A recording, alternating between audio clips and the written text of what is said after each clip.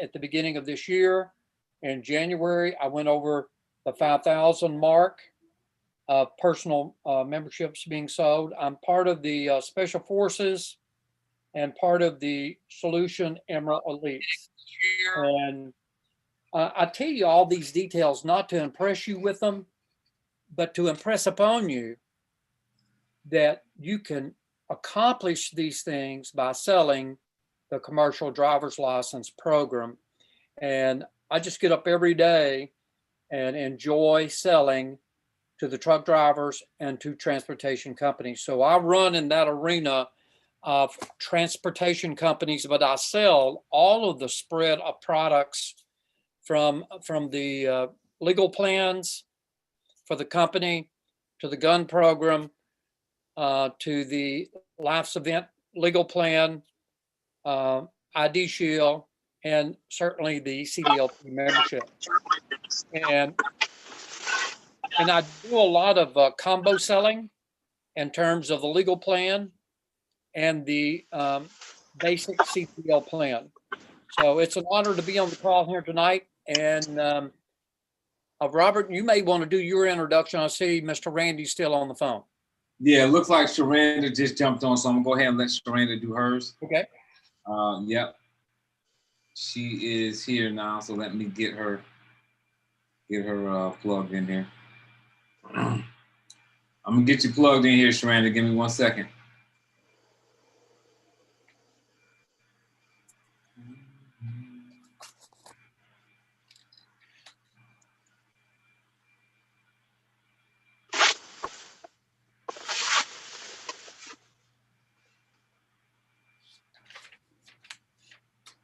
Bear with me, Sherranda. I got you.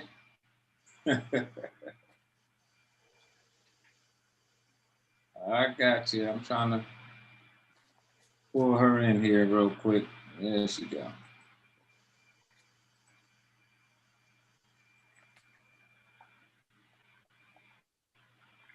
I'll go ahead and go a second, Robert, while you're getting her in. Okay, go ahead, Randy. My name's Randy Hooker, and it is a pleasure to be on the call, and I really look forward to visiting with anyone that needs help. I've been in LegalShield since 2008, about 12 years, and we really delved into the CDL in 2019 and earned the 50K ring in that year. We also have are part of the Emerald Elite and have the 1,000 Personal App Award and working on our 2,000 app. So it's a pleasure to be here. And maybe is Sherranda in now?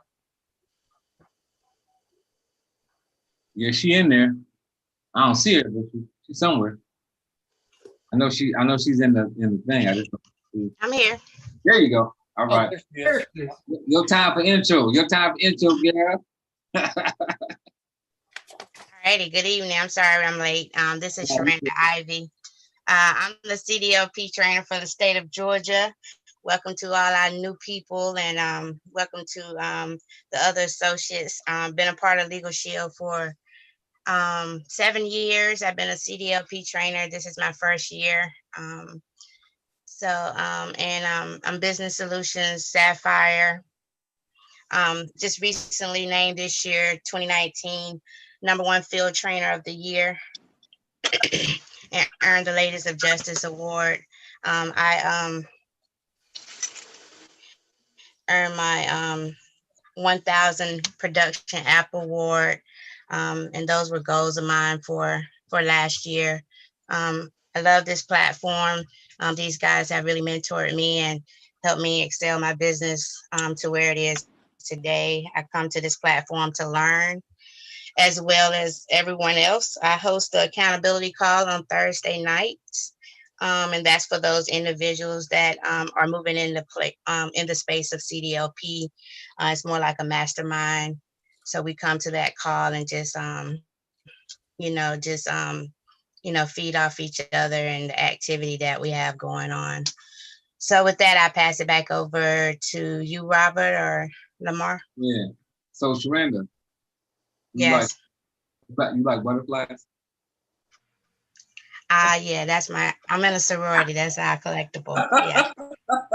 I mean, I'm just saying, I'm just looking at the background, man. You know, it's like, I'm on my other Zoom, man. I'm trying to get off here. I got you. I got you. Okay, so we got a couple of different topics this evening, guys. So we got a couple of share screen topics where you guys will be able to look at some documents, and those same documents be able to be pulled up on the Facebook page on the file section as well. And then we'll be having just some general conversations. So again, as we go into some of these things, guys, I know when you get on a lot of these trainings and coaching calls for employee benefits and things of that nature, they're talking about the membership, like, hey, this is our membership and this is what it does. And in the CDLP space, we don't do that as much because selling this plan is about knowing the industry. It's about knowing your customer and about knowing how this plan can work for them in the space that they're in with commercial driving. That's why this space is different. So when you're getting on this call, understand that the information is a little bit different here than it is on a general business solutions call, because this is not about, hey, all of the ins and outs of the membership, because the CDL plan doesn't do a whole lot. I mean, it's not a whole lot of a component, it's too many components of moving arms to the membership.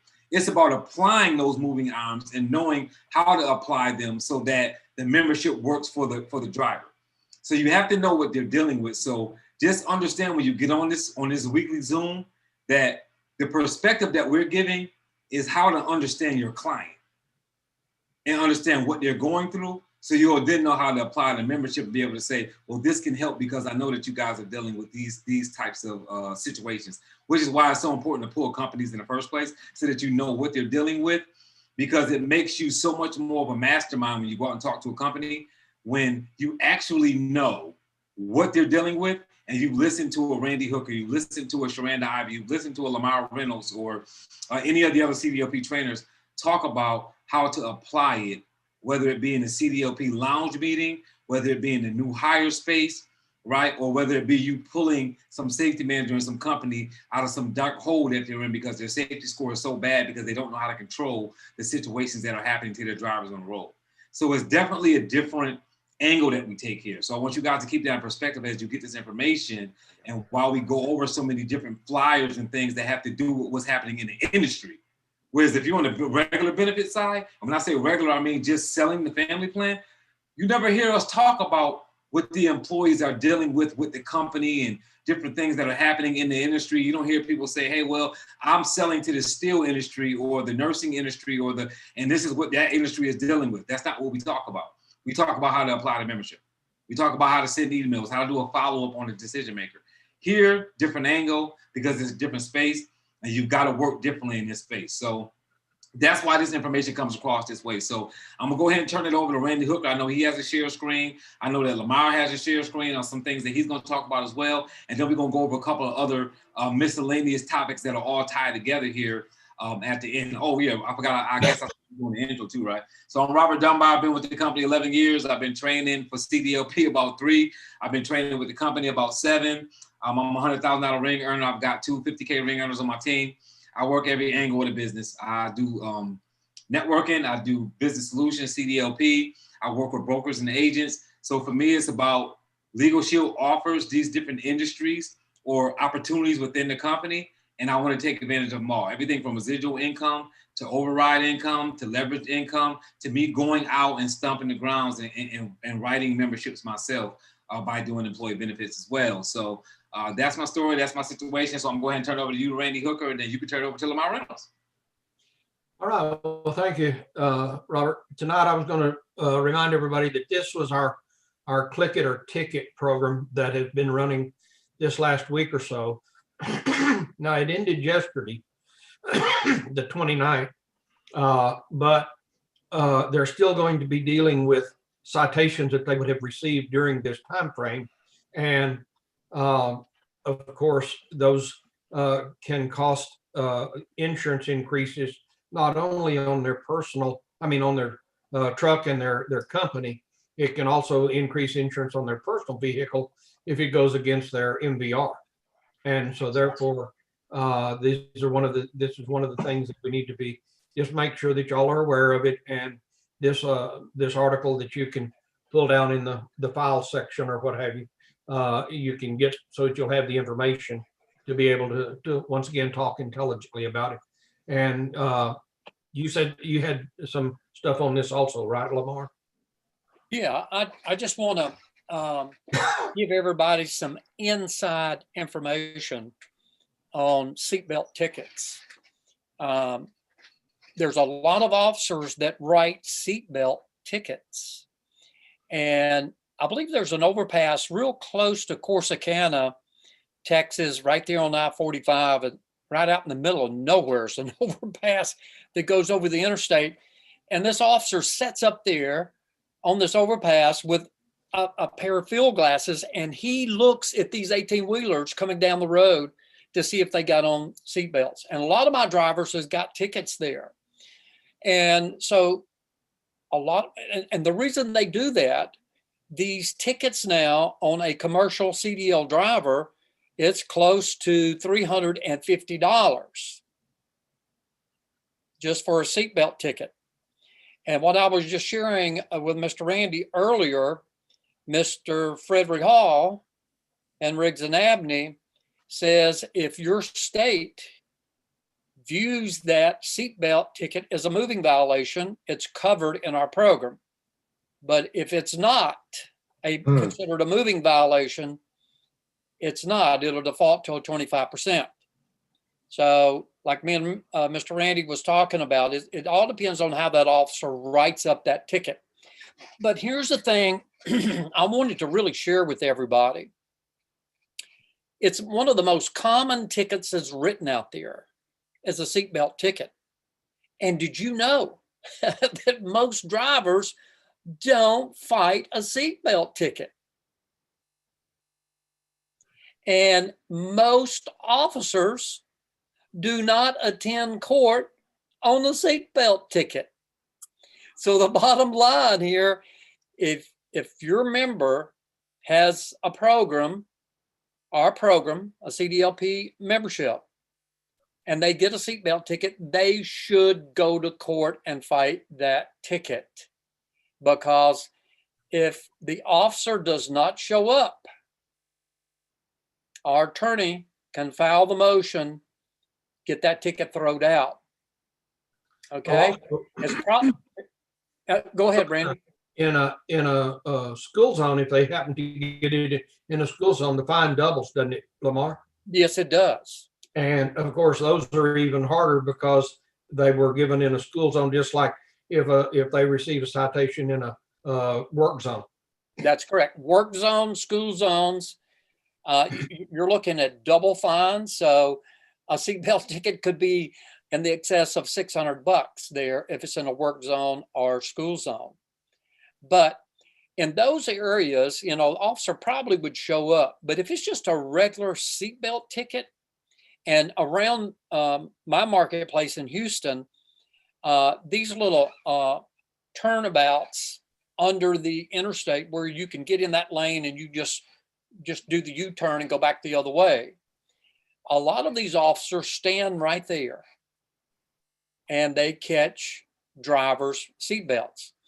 And so a lot of commercial drivers get caught without a seatbelt. They'll take off their seatbelt at a red light to reach over to get something. Of course, if you're on the roadway and you take that seatbelt off, you got a ticket. A lot of my drivers, in a roadside inspection, the officer is walking up to the truck. He jumps up on the running board, and my driver just took off his seatbelt to reach over to get the paperwork out of the other seat. The officer looks at him and he says, "You don't have on your seatbelt." "Well, I just took it off. I just took it off to get the paperwork." "Well, you don't have it on, and I'm giving you a ticket." And so that happens to a lot of my drivers. I had a driver on Highway 59 that he went through this little town. He just pulled over on the side of the road to go into the post office. The post office was right there. And so he just pulled over on the side of the road, got out of his truck, went over to the post office, came back, and the officer wrote him a $150 parking fee for just pulling over on the side of the road. So, I mean, there's all kinds of little tickets that they write. But here's the thing, encourage your driver to fight seatbelt tickets. And if your state considers that as a moving violation, they most certainly should fight that seatbelt ticket. And these seatbelt tickets for a commercial driver are getting very expensive now. So here in Houston, it's about $350. And we get a lot of seatbelt tickets dismissed because officers do not show up for that hearing. So FYI. Mr. Randy, you got anything else to add? Hey, let me ask you something about that. Because my understanding was that the law firm won't fight seatbelt tickets on the CDL plan. What's your guys' information on that? Well, they will fight it. It's just not free. It's just like in the state of Texas, you know, some of those will default to a 25%. If it's not assumed as a moving violation, if it's assumed as a moving violation, it doesn't cost them anything. If it isn't, it defaults to the 25%.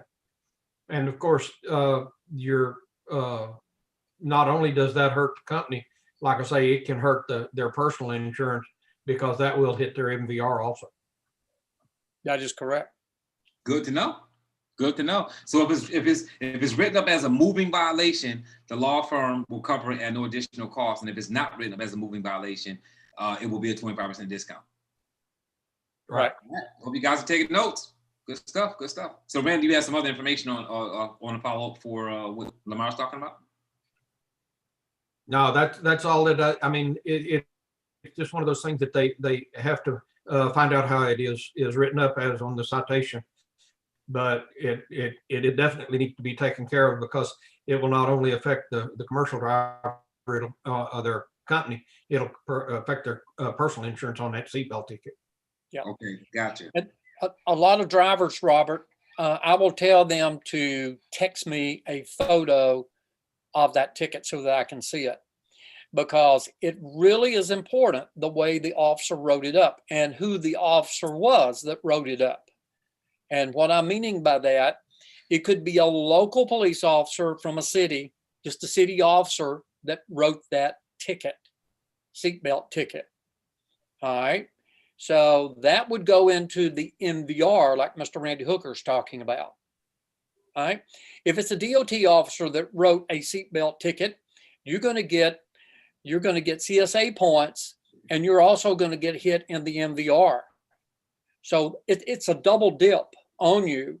And I'm telling you right now, if it's a DOT officer that wrote that ticket, that commercial driver needs to be fighting that ticket, period. End of conversation. And our attorney needs to represent that ticket. And like I said, a lot of times that police officer will not show up for a seatbelt ticket. And so that's a burden that's on the ground. And our drivers need to pursue that. A lot of our drivers don't. But it was just a seatbelt ticket, Lamar. I didn't even call it in. I said, man, you should call in every ticket you get. Get an intake number on it. You never know. Also, on that, you're talking about the CSA, Lamar. The thing about it, the drivers a lot of times don't realize that their CSA score is their federal score that reports to data Q. And they know about data Q a lot of the time, but they don't understand that that's their federal score, that the CSA goes to federal score, which is considered their data Q report, and their MVR is their state and local record. So what Mr. Randy is saying, and when I say this to drivers, and I do this and when I'm doing my presentation, selling the membership, and I'll tell the drivers that this program will help you on the points that go into your state record and your federal record. And they just kind of look at me and I'll say, yeah, a commercial driver has got two records. You got a state record and you got a federal record. The federal record comes out of roadside inspections. As like Mr. Randy said, is the CSA. And if you folks are taking notes, write this down. So that's roadside inspections, CSA points, that's considered your federal record. Your state record is moving violations, that goes into your MVR or other type of items that go into your MVR. And so that's why I tell drivers, call that ticket in. Let Mr. Fred Hall look over that ticket. Let him make the judgment call on it. Every one of these things need to be called in, but every commercial driver's got 2 records, and either one of those can damage you as a commercial driver. And our program, the good news about the basic CDL commercial program, our program can help remove the points in both of those programs. On an MVR, the state record, if we win that case, it automatically comes out of the record, the MVR record. But if it's a CSA, as you folks know, as like Mr. Randy just indicated, we have a process we have to go through. We get the order of dismissal. That's number 1. The driver needs to get the order of dismissal back to the safety director. Safety director files what we call a data queue, and he uploads that order of dismissal into the database of that federal agency, and then they remove the points off of the driver. And if it comes off the driver, ladies and gentlemen, it comes off the company safety stats. That's what the customer's view, and it's what the insurance rates are based on. And while we're talking about that, I'm just going to go into a screen share, Mr. Robert. I'm going to go into this screen share because I want to share something with you folks. Just kindly reinforce. Mr. Randy, can you see that ticket? Sure. Okay. So this is in Houston, Pasadena Police Department. You see this level 2. This is a level 2 inspection.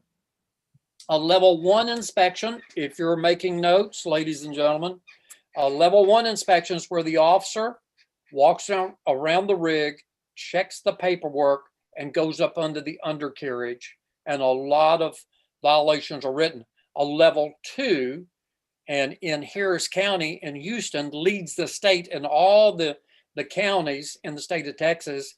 And level 2 inspections, that's where the officer walks around the rig and checks the paperwork. And they write a bunch of tickets. Now, this is a level 2. Now, what I want to do, I want to scroll down here. Of course, it's going to give the date the ticket happened. It's going to give the officer's name, Mr. Carlson. It's going to give his badge number. It's going to give the time of the day. And it's going to give the driver's name and all of his information, driver's license number, date of birth, all that good stuff. And then you come on down here, and this is the thing that I wanted to talk about here tonight, because I get so many questions from transportation companies, and I get so many questions from drivers, and I get so many questions from the LegalShield associates about warnings and citations and what the difference is and what is our course of action on those 2. And so I thought this tonight might be a good time to just really dive into this and explain it. So when an officer goes through a level 1, level 2, level 3 inspection, and these infractions are written, these infractions are called violations. And as you can see here, right, if I get my little cursor, see this right here, 395.8, there's a 393.9. Anytime you see these points, you know, or these codes, you know, federal points just went into their CSA. So these infractions, they're called violations. All of these are violations. Some violations has a fine attached, which is called a citation or ticket. And on this report, it's got ticket right there in the first column. And there you see a yes. Now that violation or citation, there you go, Mr. Randy. That's what we call a citation. that is what we can fight in court. That's called a citation or ticket. These down here that Mr. Randy's got the red arrow at are called, this is a infraction that's called a violation warning.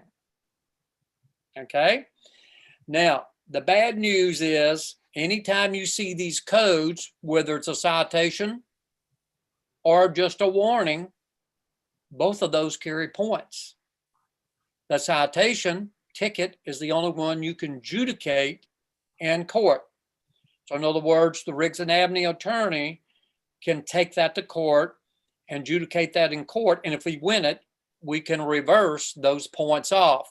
And you'll see over here where Mr. Randy's got the red arrow, this is a ticket or citation. And you come over to this OOS. That is out of service. And you see there's another yes there.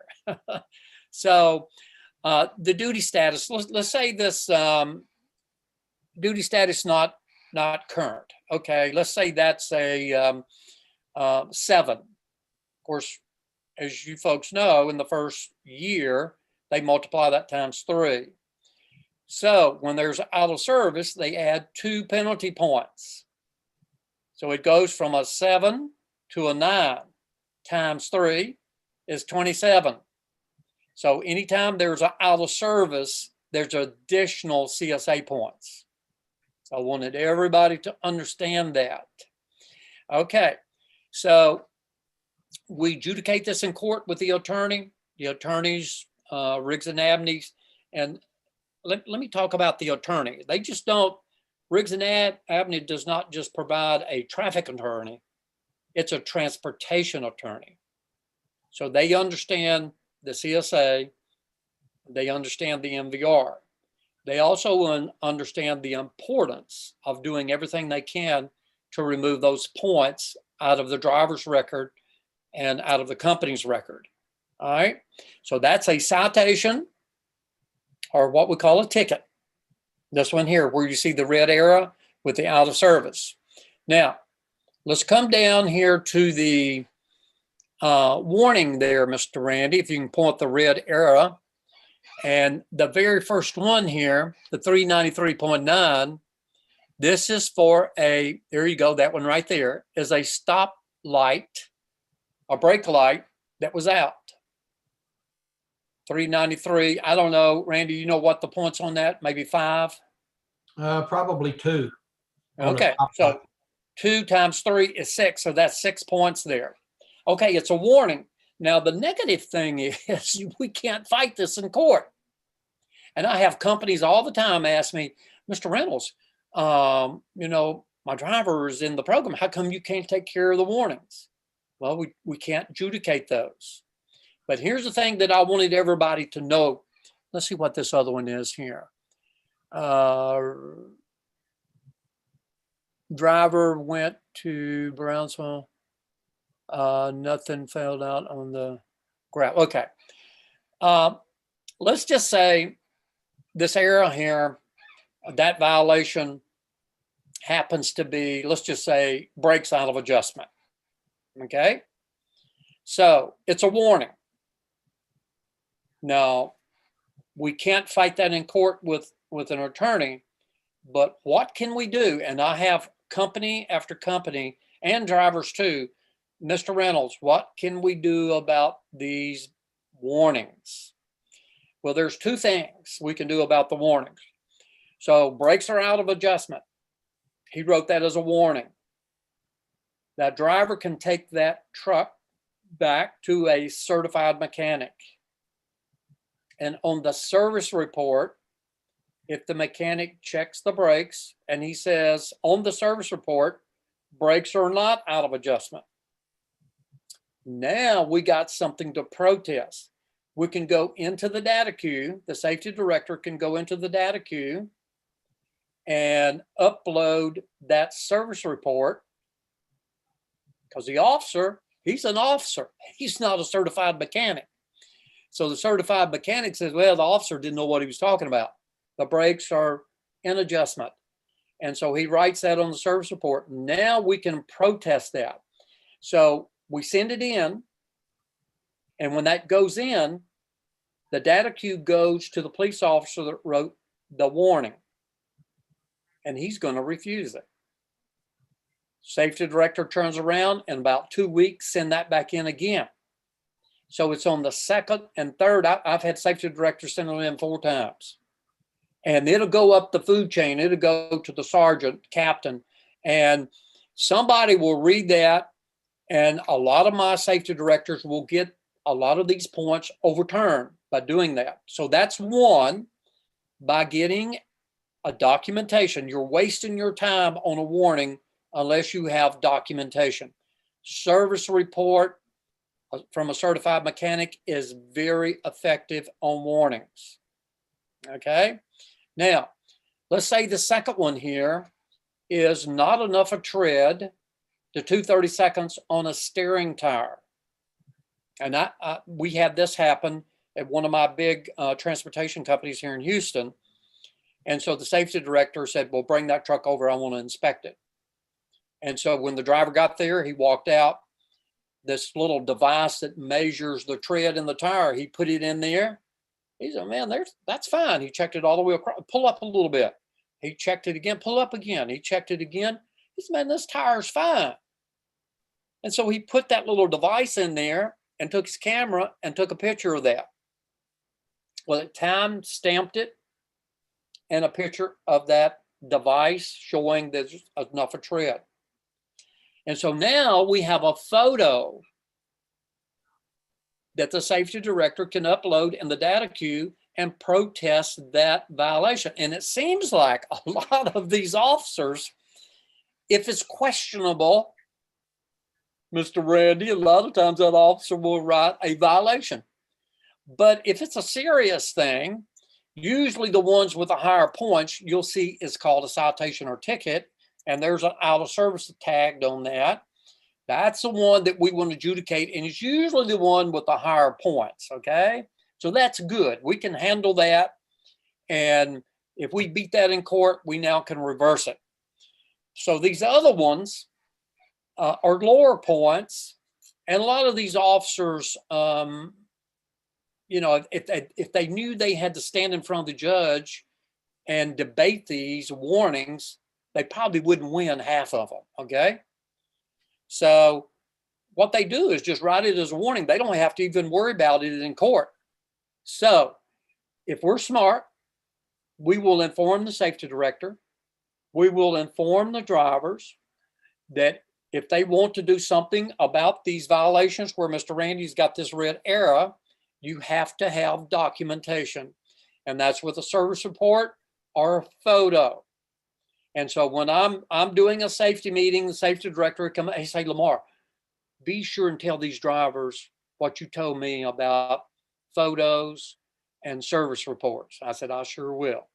And so I tell these drivers, you know, be ready to take pictures. If you disagree with what the officer wrote and your photo can see it and prove the officer was wrong, now we got something that we can work with, or a service report from a certified mechanic.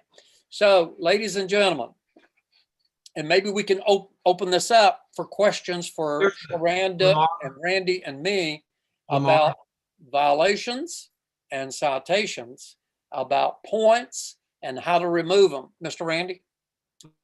There was a question from Jim Hicks, and he was asking what indicates the ticket as a warning, and that's what I've got this red arrow right here where it says ticket, and it says yes. So he was cited for this. These don't have a yes in them, so they weren't given us a citation on those two, and that's what I was wanting you to explain there. Yes. So we've got a good many people on the Zoom call here tonight, and we just wanted to make sure everybody really understood that, because a lot of your drivers, and Sherranda can tell you if she wants to jump in on this, a lot of the drivers will ask you as a LegalShield associate about warnings and citation. So you got to be prepared. You need to know this, like Robert talks about. We need to be informed. Of course, this is, you've got to know your product. You got to know the industry and you got to know a little bit about these tickets. You don't have to be an expert. You don't have to be an attorney, but you need to have the working knowledge of what a citation is and what a violation is, and know the difference and be able to look at this paperwork here. That's the reason I'll ask a driver, send me your ticket and let me look at it. And I'll be able to tell you what we can take to court and what is a warning and what's a citation. And a lot of drivers looking at this, they think all of these are tickets. They call them tickets. So the old verbiage is a ticket. The new verbiage is a citation. And a lot of these roadside inspections will have citation there. So it'd either be citation or ticket. Those are the ones we can adjudicate in court. And if we win it, we'll get the order of dismissal. And now we can remove those points. So the warning violations are the ones you have to have documentation from the driver, and he's got to get that through a certified mechanic or a photo. I gave you 2 examples, and I had a lady that went through a scale house and she just had the wheel hubs serviced. And I don't know, the officer looked at the wheel hub and there's an oil level on there, and apparently he couldn't see it good or something. And he said it was low. And she said, well, I just had that serviced. And I told her, I said, don't worry, you're on your way to Dallas. Go on to Dallas, come back, go straight to your mechanic and let him look at that wheel hub. And he wrote that up as a warning. And so the certified mechanic wrote on the service report, the oil level is sufficient. We got that thrown out after the safety director filed the data cube. So there is a process, but you got to understand the process, and you got to tell your safety director on these warnings, you got to turn it in more than once. You got to turn them in at least 2 to 3 times to get them removed. Mr. Randy or Sherranda, any more questions we got? Well, on the thing about this one here, particularly Lamar, is you had the one violation there that you said the 395 was probably like a 7-point violation. Okay. That multiplied times 3 is going to be 21 points. And these other 2 say they were, and that was an out of service also. But the other 2 that were possible just warnings that were written on there, if they're 2 or 3 point violation, and if they hit the record, that's going to be like 3 times 3 is 9 instead of 21.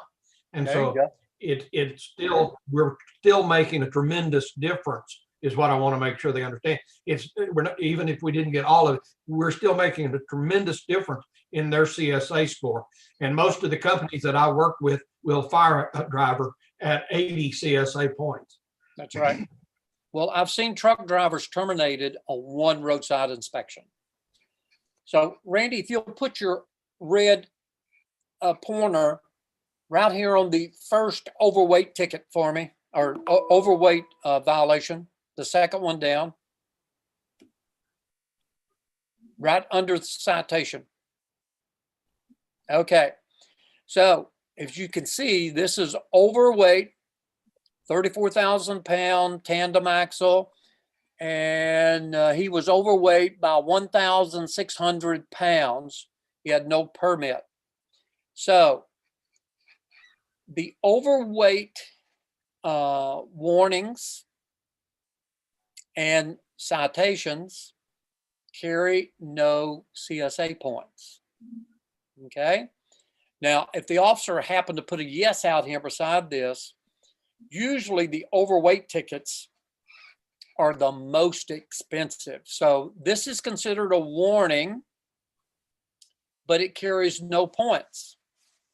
Okay, we do not see a CSA code there. So there's no points for that.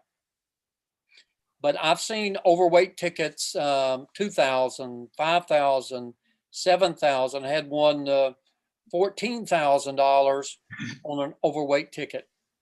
And so I wanted to kind of show you folks that it carried no points, but it could be very devastating on the fine. And overweight, if it is a citation, okay, if it is a citation, we should fight that. And if it was a portable scale, the officer used a portable scale to issue that citation. This is a warning, but let's just say it was a citation. And let's say it was $5,000 fine on that. And the state of Texas has got and I don't know if you got one, Randy, has got a handout that's got different categories of weight with the fines attached to it. And so a lot of times I can look at this. If I had my transportation clipboard in here, I could look at that. If that was a citation and he was 1,600 pounds over, that's probably about $300 to $400. Okay. But some of these drivers, I mean, I've seen them 25,000 pounds over. And he's in trouble there, 25,000 pounds, and there's a citation. And let's say it was a portable scale that the officer used on the side of the road. That driver needs to go right away to the next truck stop. That means immediately down the road to the next truck stop and go to a certified scale and reweigh. That certified weight means we can use that in court. Our transportation attorney can use that in court. And here in Houston, we've got quite a few overweight tickets dismissed because our drivers did just that. They went and reweighed. If your driver did not go reweigh, your chances of winning that ticket just went down, by a big percentage. It went way down of beating that ticket. But if he'll reweigh, we have a very good chance of beating that ticket. And I'll tell you what, that little device that they pull the tire up on, if the tire is not right in the middle of that pad, it will give a false reading. The officer has got to adjust and calibrate that device just like he does a radar gun. He's got to do that every month to make sure that scale is within the right settings. Okay. The other factor that comes into play is it's got to be on a level service. And I don't know too many roadsides that are level. Okay. So we had a police officer and we had two trucks and they were right behind each other. Both of them got roadside inspections on overweight tickets. We turned both of them around, sent them back to the certified scale. And I had one of the trucks to come back to the police officer and reweigh the second time. And there was a difference between the first time he weighed and the second time he weighed. Well, how is that possible? And then this officer went into detail telling us all of this information I just shared with you, that the tire has got to be right in the middle of that pad and it's got to be on level ground. You will get a varying weight. Well, that's all my transportation attorney needed with a certified scale weight that he got from a certified scale, plus these other factors that we told him about. And that attorney got both of those tickets thrown out. Also on your overweight ticket, Lamar, they can be overweight over axle. That's correct. And the thing about it on those, the scale house can weigh them overweight over axle to check that. And on that scale, whenever they pull on that scale, if they're, depending on what they're hauling, if they're hauling any liquid or hauling any sand or something, if it shifts, then it's going to shift to be overweight over axle.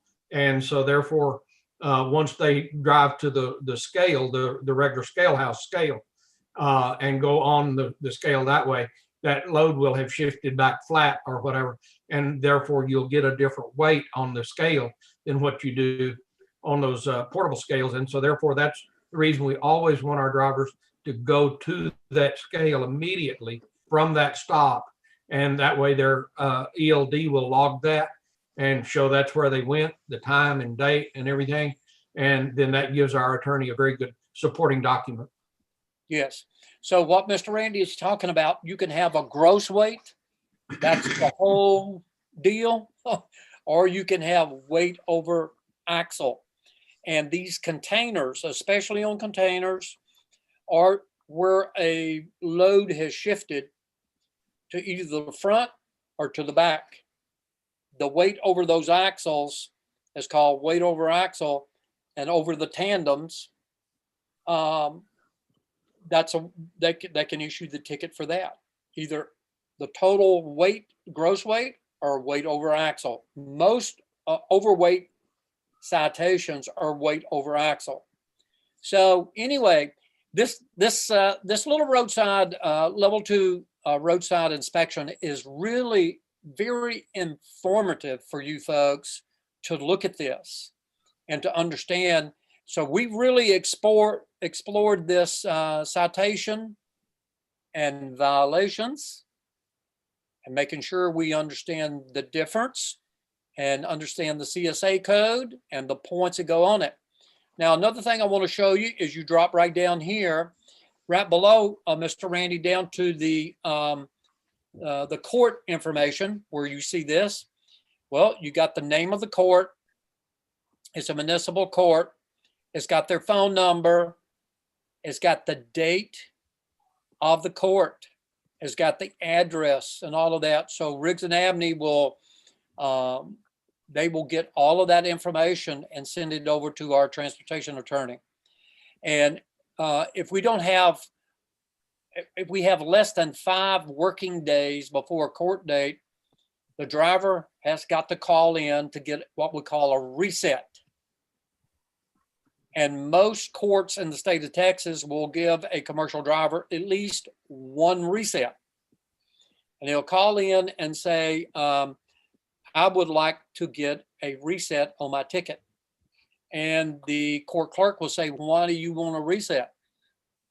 Well, I'm getting an attorney to represent me on this ticket, and we need a few more days to prepare. And most courts will give that driver at least 1 reset. So remember that. So that's the court information.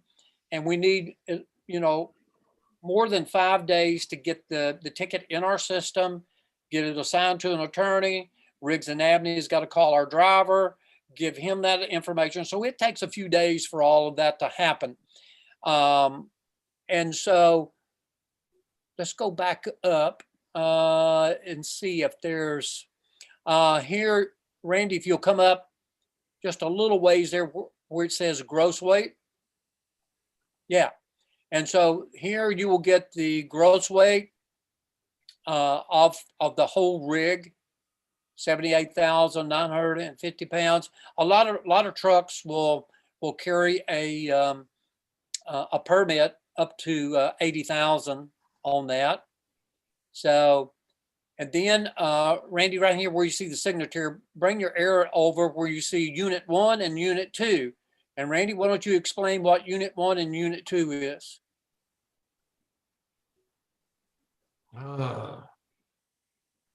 That is one of them is the truck tractor. The number 1 is the truck tractor. Is a tractor, yeah. And then the second one is the trailer. Is a trailer. And ladies and gentlemen, do you know where most of the citations are written? On Unit 1 or Unit 2? Most citations are written on Unit 1, the tractor. Yeah, and that's where all the steering, there's all kinds of different things going on. But this one here, you'll see the citation was written on Unit 1 or the driver. And then all of the rest of these are on Unit 2. But this one here, most roadside inspections, most of the violations come from Unit 1. Okay, that is the truck.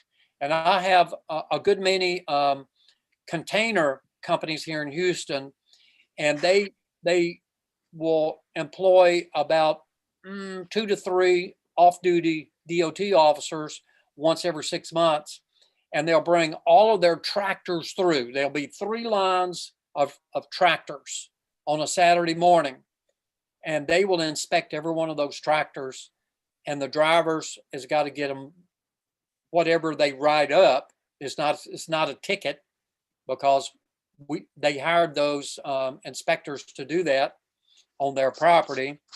So, but that company will require that driver to repair whatever is wrong before they're dispatched on Monday. So anyway, I wanted to explain that, Unit 1, Unit 2, and then up here where you see all of these black marks where Randy's got the arrow, that's your driver information. You'll have his driver's license number there. You'll have over here on the right-hand side, Randy, you got the US DOT number of the company he's working for. All right, there you go, right there. Yes, sir. And so all of that information is right there. And then the officer's name and badge number. Let's point to that, Mr. Randy, over here, right above this. There you go. There is the officer right there. And his badge number is right beside, just come over, it says ID region. There it is right there. So that is the officer information. And so the rest of this, you got the ticket number at the top, and you'll see there's a check mark up here on roadside. So this wasn't a scale house, this was a roadside inspection. So they pulled his truck, he might have been just going down the interstate and pulled him over. Or wherever he might have been. Let's see here if I can see. Well, the location right there. This was on our toll road, East Sam Houston. So this is on a toll road. This truck is on a toll road, and the police officer pulled him over on the toll road, and brought him over on the service let's see here, service road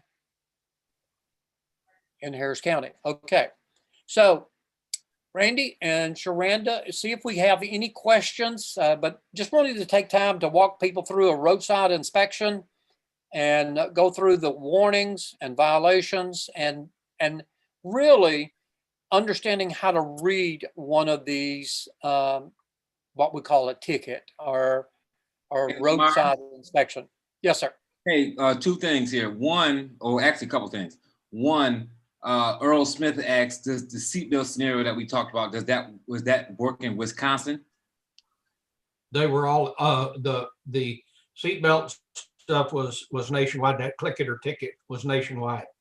Okay, and as far as our attorneys fighting the ticket, whether it's written up as a moving violation or not, that applies in Wisconsin as well? It should. I mean, the biggest thing is no matter where it's at, if it's written as a moving violation, the membership should cover it. If it's written not as a moving violation, it may or may not be covered.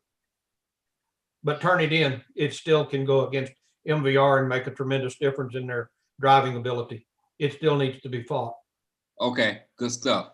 And Jim Hicks is asking, can this ticket that you have up that's up here, can it be put in the file section? Can it, or is that a ticket you don't want to put up in there? Is that the one that's in your yeah. You've already got that posted on the transportation clipboard, yeah. Mr. Robert. Okay, that means it's in the file section already. I appreciate that. It's already there, brother. Yep. Yep, absolutely. And Erica Falcon is saying the service hours you all give your drivers. Now, I'm not sure what that means because I don't see a rest to that question. I see it says, I have a question. Then it says when.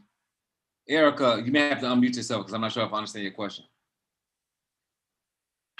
Yes, when Lamar was saying he will have his drivers call him, I was just wondering about that. Like how do you guys service your drivers? Are you available to them 24 hours a day? I mean, because over the road drivers, you know, they haul 24 hours a day, 365. How do you handle that? When he mentioned he will have his drivers call him directly first. And I've heard several of you guys mention that also. So that's what I mean by that. Like your service hours to Well, your I've got drivers.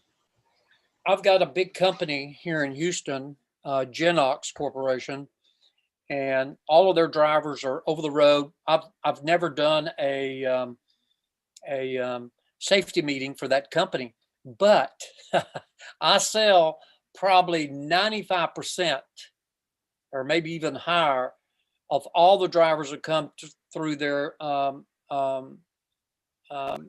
driver training school. So those drivers, when they're out on the road, and I tell them, I said, if you got a question about a ticket, police officer, or the court, here's my business card, call me. But I'm training that driver, and I give them that little envelope, which is their membership kit. And I've got Riggs and Abney's phone number right there on there. I said, now you can call that ticket in the old fashioned way. And if you do that, we're asking that you do that within 3 business days. Call that in. But I'm going to encourage you to download the app right now on your phone. And so all of my drivers will download that app. And then when the company emails you your membership number, you can activate the app. So what I'm doing, I'm training that driver, and most of the time I do not get a phone call, but I make myself available. Okay. And if they really need some help, I had a driver the other day in this over the road company that I had to work with the court to get a new court date for him. And I really had to do a lot of that, trying to help him get the new court date. And so he involved me in that. So I make myself available to drivers, but in the day-to-day operation, I want that driver to learn our system and to use our system and not depend on me for every little thing that goes on. Lamar, If you got a question, he can call me. don't you find the same that I do, that the drivers are very respectful of your time? And the only time that they call me is if they have an issue that they're not understanding or something like that. But I've always had them call me respectfully of my time between the business hours of the day. Yes. But once again, it's that service consultant that you're trying to build yourself as a service consultant to them, and they understand that whenever you're telling them, now look, we're not a kiosk, we're your servicing agent. If you have trouble, please give us a call and let us help you, or what have you. I think it just goes without saying. Sherranda, you find the same thing, that they're respectful of your time? Right. And so her service, so I don't have service hours, Erica, but if they text me and call me and I can pick up at this time of night, if I'm available, I'll pick up. If they text me, if I want to respond, I'll respond. But they have up to 3 days to get whatever they got going on with the citation to the law firm. So if they get written up right now and they call me, it's not an emergency for me to pick up for that citation. You know what I'm saying? But like Randy said, my clients know that I'm available for them, but I'm not gonna just drop everything if I see them dialing. Okay, you know what I'm saying? But yeah, you just want to be available for them to help them. So if one was to call me right now, if I feel like picking up, I will. If I feel like texting them back, I will. But if not, I just wait till the morning. So, but yeah, like Randy said, you be available for them, meaning, they know they are respectful, but. Let's talk about that availability. And Sherranda said that quite a few times, availability. And over the road, I gave you the example of over the road. They got my business card. They can call me if they really have a question, but I'm going to wean them off of me and into our system as much as I can. But let's say it's a local company And this availability is really important. Instead of me sitting in my office in my home, I will get up and I will go down to that company and I will sit in their driver's room and make myself available to the drivers. So drivers got a question about a ticket or anything that's going on, they can see me in that room. And I'm there to do two things. One, to sell new memberships, and two, to take care of my customers. So the availability, and the safety director sees that I'm making myself available to that customer and to that company. So it's really important that you demonstrate that in a local company, make yourself available. And when you help a driver explain that, make sure you tell the safety director. I was able to help Jose on his ticket and explain this to him. And so it's really important that you communicate to the safety director what you're doing and make yourself available to the drivers. And you'll find that your retention rate will increase. And I've got a driver in Houston I've had for, and he pays every 6 months. And I've had him for 10 years, I bet. And he will text me every time he renews his membership. He will send me a text, Mr. Reynolds, I just renewed for another 6 months. Did you get my payment? And so I'll go into LegalShield at work and I'll look him up and, everything is current. And then I'll text him back, hey, everything looks good. You're good to go, brother. And so that's just the way he does. And I respond to him because, thank you, man. He's paid for 6 months. I mean, I've got some, I had a customer the other day over Genox, Randy. I sold a double membership, and that driver paid for both of those memberships for a whole year. So I know our time is getting short. I'm gonna jump out of the screen share, or I'm out of it now, I guess. So, Mr. Robert, I'll turn it back over to you, brother. All right, fantastic, brother. I appreciate that. Thanks for clearing up the situation with the warnings and for going in depth in that ticket and understanding that, because again, we want to understand the industry. So I hope you guys all got something out of it. I know you guys, it's the last day of the month and you guys are preparing to close the month off, but we like to make sure you guys are getting this information. So any of our trainers have anything to add before we close out? I know Sherranda, you can, if you want to mention your accountability call on Thursday. Any trainers have anything they want to mention before we close out? No, I didn't hear all of what Lamar said because my volume was down, but I do know it is important to know the difference between violation, citation, and warning when you out there on talking to those drivers.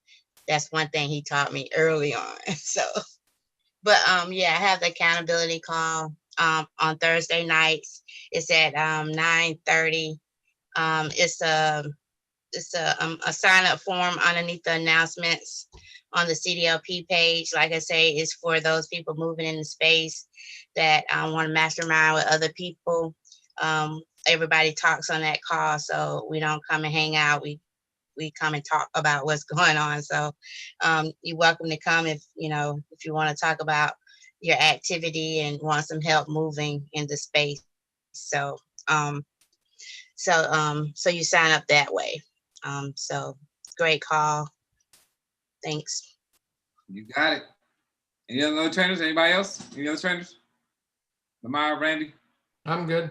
I'm good. All right. Well, we appreciate you guys for chiming in again. Next week, Monday, we'll be back here again on the Zoom, going over some information. If you're listening to the recording right now, then bottom right-hand corner, you can subscribe to the channel. All of the CDLP, LegalShield, CDLP information is all in one place. So when you go to the page, just go down to LegalShield, CDLP Weekly Zoom, and you'll see all of the different Zoom trainings that we've done, even the annual ones that we do that go over pulling individual trucking companies to find out how to look at their safety score and what those different numbers mean and the citations and violations mean. So everybody have a great close of the month. Starts your December fantastic. Hope you guys had a great Thanksgiving, and we look forward to hearing from you guys all on next week, Thursday. Night. Good night. Good night. Good night. Night, everyone. Night. Good night, everyone. Good night, everyone. You- Good night. I hope you enjoyed it. it was Good night. wonderful. Beautiful, night, beautiful everybody. I hope job. it helped you. It was awesome. Awesome information. All right, Good job. brother. I see you, Clarence. Thank you for being here. Beautiful there job, like- Mr. Reynolds. Yes, sir. Thank you. Be blessed and be successful, brother. Thank you so much. You bet. Good night, everyone.